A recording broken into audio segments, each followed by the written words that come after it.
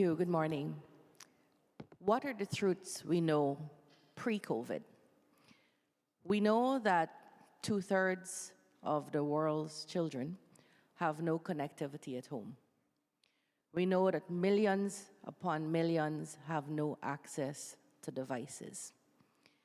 Recently, a research suggests strongly that 1 out of every 3 adults globally have very low digital literacy, so low that they don't know how to copy and paste.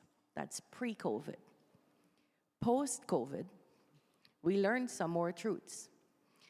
That the dream that we had before COVID, that technology would solve all of our learning deficiencies and fill all the gaps, was a myth.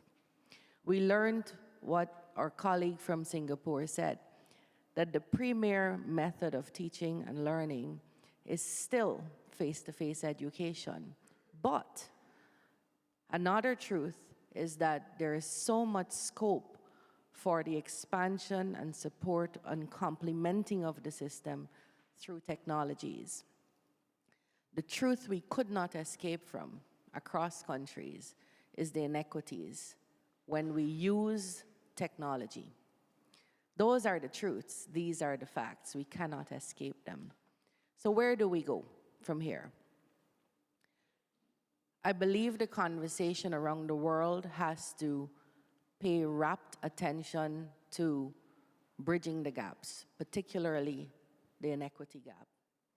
This is commendable, so I commend UNESCO for having this meeting and the UN Secretary General for convening the summit that will happen in September. There is and could be a slight flaw, but an important flaw in these kinds of meetings. We could be talking to ourselves. The education ministers know very well, forcefully, how much it is necessary to fund and fund appropriately transformation of education. But we're talking to education ministers and with education ministers. I think the good that comes out of this is that the high-level UN Secretary General Summit in September aims to see IFIs, the international financial institutions, the presidents and heads of states, ministers of finance. But we need to be having a wider conversation on changing the financial architecture and how education is funded. I am hearing now, post-COVID, and I heard throughout the pandemic when we were at our strongest, neediest place, the place where we had the strongest need, IFIs still speaking the language of we cannot only do technological inputs. We cannot only make, we must do and accompany that with other things that present a fuller picture on paper. There is no longer any need to pilot whether technology is important in education. I think what we know that now, that is a truth. What we also know is that we have to do what Egypt has done. Any kind of input must reach every child, or we will be measuring for a long time to come how that inequity and the continuing inequities affect us as a whole. So changing the financial architecture of funding in education has to be a priority for the world and all the institutions that respond to needs. The other important thing, and I specifically see, so I didn't necessarily have this as a priority, but I see Huawei and Ericsson and other companies here.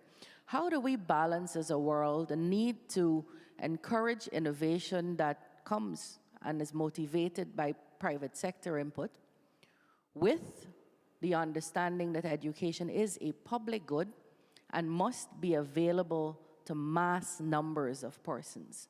Because something we learned in this time when we were closed for schools is that the people who could afford it, the people who could add to the profit margins, and there's nothing wrong with profit margins, but it cannot be the primary and premier consideration when we're talking about education as a public good. If we saw very clearly how persons and privatization of education, the people who could afford, were able to, we're still doing the numbers, but we're probably more able to minimize the learning loss and minimize the harm from school closures. So how do we make sure we encourage and promote innovation that comes with motivation from the private sector, and balance that with our global and universal understanding that education is and needs to be a public good and is a right to each child, regardless of economic, social, geographical circumstances. So those are some hard conversations that we need to have openly. In Guyana, we have done a few things. Because the connectivity is a huge problem and access to devices is a huge problem, we have used the television. So we have a dedicated television channel to learning, and we've just expanded it to 6 channels to create, produce, and publish content that is ours, so that it's available to all and there are no copyright issues on them. That channel also publishes all of its work across grade levels, nursery all the way to secondary, high school, on YouTube. So those who can access the internet can get it. We've also partnered with, another way we've gone is to partner with established places like Pro Futuro, where all of our teachers, all save none, were exposed to and offered the opportunity to do free courses in use of innovation and technology. So retrain our entire teaching force. In fact, Guyana is the largest user in that part of the region. We've also taken the entire training college, teacher training college, fully online. Not solely online, because we can't do that as yet, but fully online. So we know for sure that the teachers who are going to come out of the training college henceforth will all be literate in the usage of technology in learning and teaching.